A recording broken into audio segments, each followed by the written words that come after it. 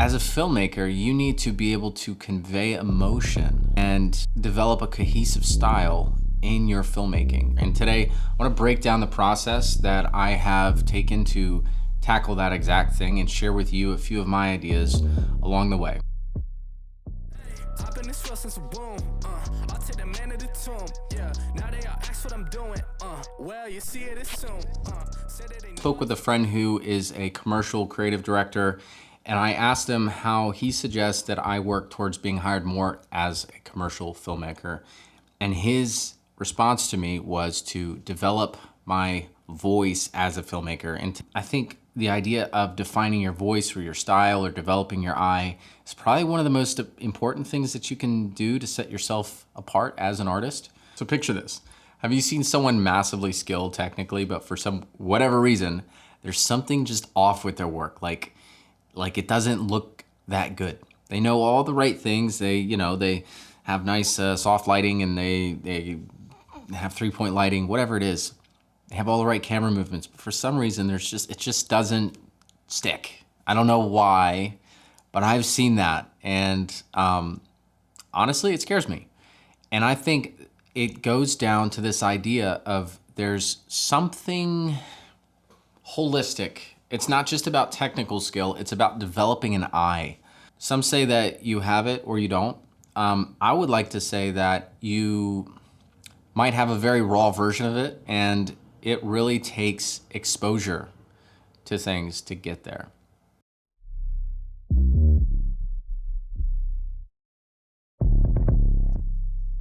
So where do we begin? I'll tell you where I personally started, and that is that your voice is discovered, it's not created.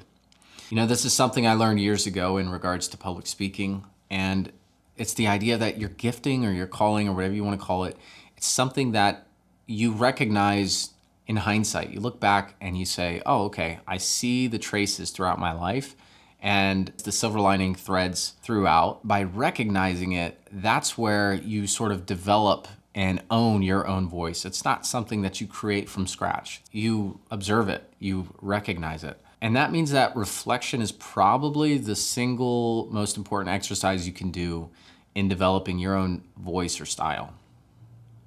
Your experiences, the stories that you've heard, the movies you've watched, somehow all of this has a profound effect on where you are right now and how you think about life. Distill your life into a few core memories, and maybe you'll see how you've been carrying a message inside you the whole time. You just haven't vocalized it before. For me, my strong emphasis on composition began with my grandfather through the time I was designing graphics on social media later on in life. Blue is my favorite color, and you can see that completely stretched throughout my work. When I was like in 3rd grade, when I said blue and green are my favorite color, I was holding up some crowns, and that was it. And since then, it's affected me. You know, it's that's just me. It's stuck. You know, one of my favorite films is The Revenant, and since watching that film, I've taken note, said like, okay, the way that they were able to capture light and use very wide angle lenses had created an inspiration in me. And since then, a lot of what I do is use wide angle lenses in order to create dramatic effects in my filming work. My teenage years were marked with this idea of being a hipster, nonconformist, contrarian, and you know, things like grain halation and trashy, shaky camera movement actually has inspired the way that I've created, because it goes back to the idea that the internet is fake and we want something raw, real, authentic. And that has stuck with me. And that's why I don't like necessarily perfect films. I like things that are a little bit, that show the underbelly, you know, the flaws of things.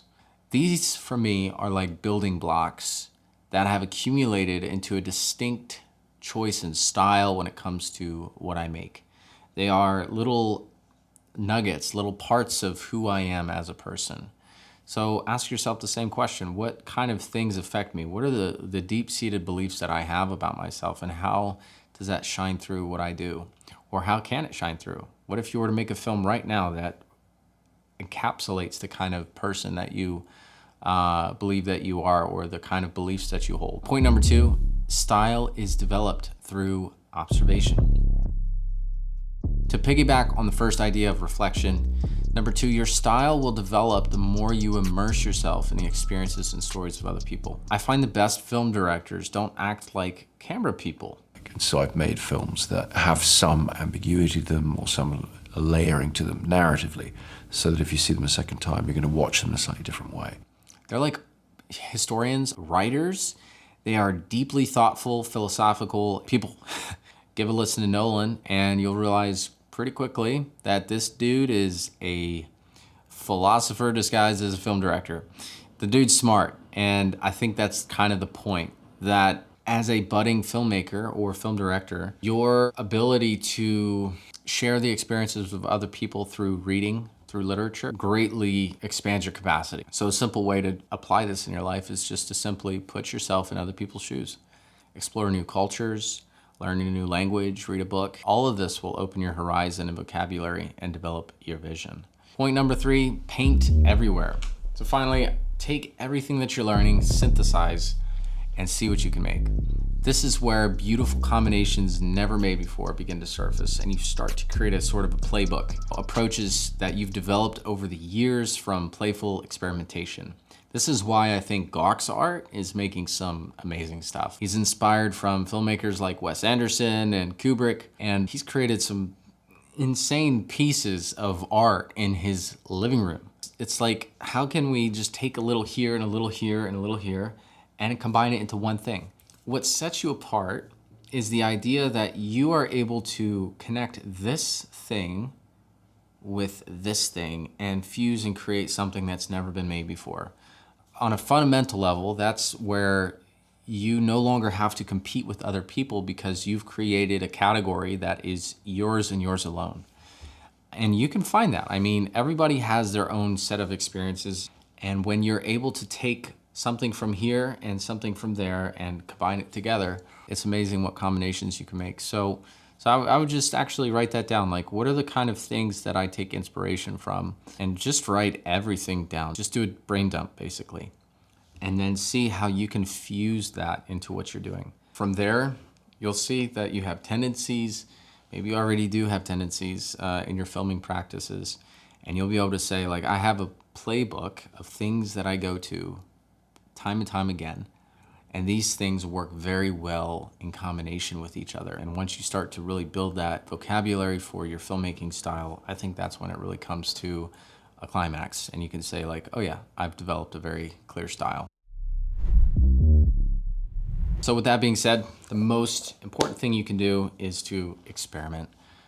Play, have fun, fall in love with the craft, and you're gonna develop a lot faster than anyone who treats this profession like a day job. A big salute to the artists who have remained pure to the art form in spite of how challenging it can be to do so. Check me out on Patreon. I have created a free membership place there. It's where I can share basically anything I want, you know, sharing stuff about movies that inspire me. And my hope is to actually create a community there where we can really just sharpen each other. So with that, I'll see you in the next video. Cheers. Bye.